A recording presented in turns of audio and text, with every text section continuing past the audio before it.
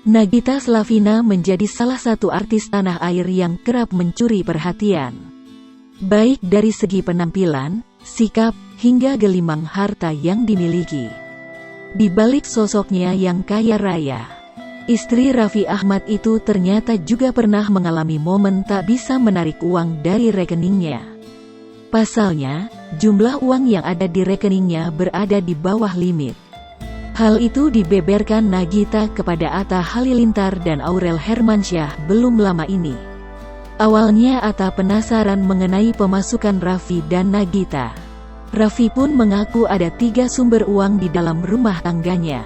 Jadi kita punya 3 keran gitu, uang pribadi aku, pribadi dia, sama uang RANS. Pada momen itulah Nagita membeberkan saldo rekening terendahnya. Ia mencari bukti mengenai jumlah saldo terendah yang pernah ia miliki. Belakangan diketahui saldo terendah yang dimiliki Nagita adalah Rp400.000.